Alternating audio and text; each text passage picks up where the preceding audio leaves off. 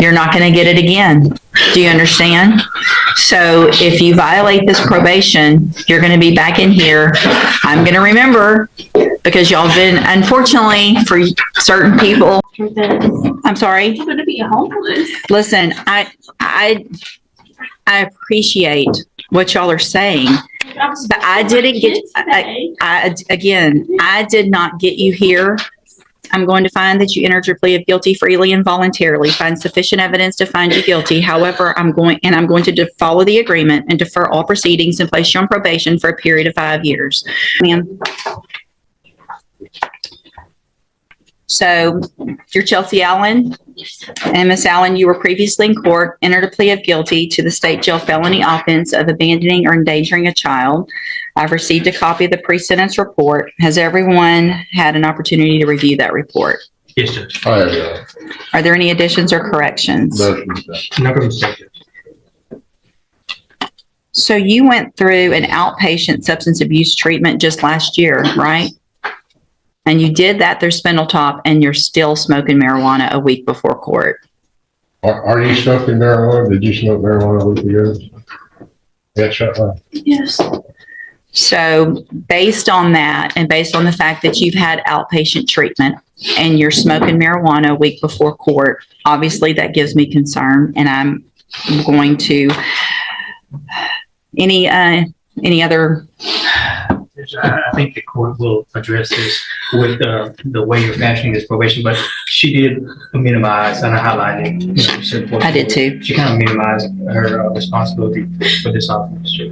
Well, she does have obviously some mental health issues that she's followed through with Spindletop, and at least she's honest here. Well, and here's the thing. I mean, you can get some points for being honest, but you also have to make better decisions. And when you've already gone through treatment and you're waiting for a felony court and you're still making those bad decisions, then the only way for me to have any sense of responsibility, I think, to what I have to do and to the community and for your child and for you to be successful is to get you more intensive help than what you've already had. So After this, I'm sorry. you're going to be homeless. Listen, I appreciate what y'all are saying, but I didn't get. I did not get you here. I'm going to find that you entered your plea of guilty freely and voluntarily, find sufficient evidence to find you guilty. However, I'm going to follow the agreement and defer all proceedings and place you on probation for a period of 5 years. You're ordered to pay that $1,000 fine, and you're ordered to Yes, Your Honor, my thinking was that perhaps the court's concerns could be addressed in connection. I'm considering something a little bit different for Miss Allen. I know that probably doesn't help a lot financially, but just based on the situation before with Spindletop, just take a breath. We do have that here. I know. Take a breath. I mean, do you understand? Do you understand why I am where I am? And how irresponsible and how ridiculous the decision was to smoke? What? Yes, I would never do this again. Well, I mean, you would. Leave him, I will. Well, it's not a matter of y'all leaving each other. It's a matter of you making this, and it may be if that's what makes you make better decisions, right? So if you have, hang on, listen to me, all right? If you are feeling pressure to make decisions and to smoke and these decisions that make no sense, then you have to do at this point what's right for you, because you, regardless of what happens to him, are looking at going to prison for making those decisions. Whether you feel pressure for them, whether you make them on your own, it's time for you to take that personal responsibility and do what's best for you and your child that you don't even have right now, and that you're not going to get if you keep making these bad decisions, right? All right, so here's what I'm going to do, Chelsea. I'm going to order as a condition of your probation that you enter and successfully complete the JCDI program or the Spindletop ATAR program, the drug program through Spindletop, whichever one probation feels is more appropriate, then that's what you're going to be ordered to do. Those are outpatient programs.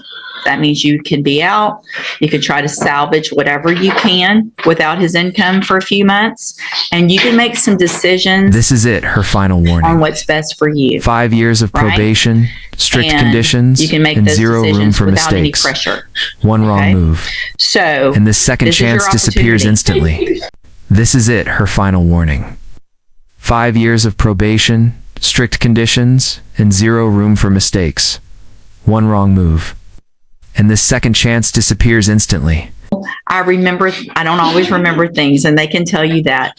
When I do remember, it's usually not a good thing, right? Because I remember I either gave you some opportunity that someone said I might not should. That's going to be reminded to me when we come back. I want you to take this opportunity and do right. You're going to have to do parenting classes if you haven't already through CPS. Completed though. Good, Completed parenting classes. Good. And mental health classes. good. And this mental health classes. Perfect.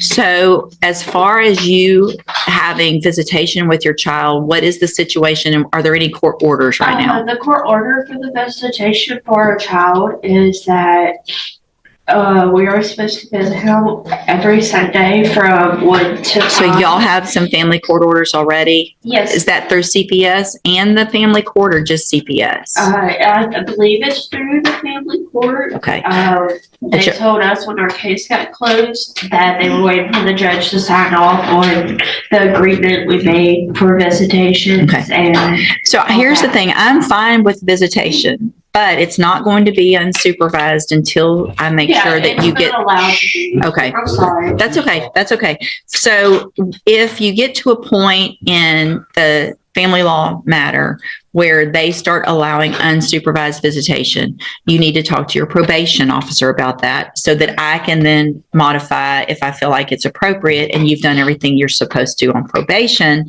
because you have to have my permission to have unsupervised visitation with the child as well. So not just them, but me too.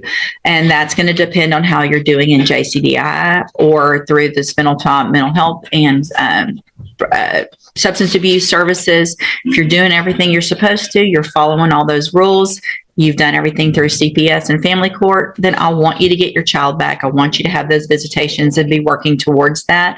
It's only going to happen if I feel like you're doing everything you're supposed to. All right. So this was an agreement. I followed it. You've waived your right to appeal.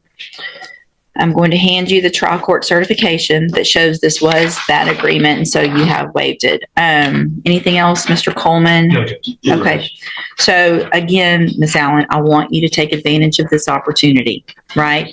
You make decisions. There's going to be, I'm sure, he's very upset, but you need to make decisions for yourself right now with the opportunity that you're being given.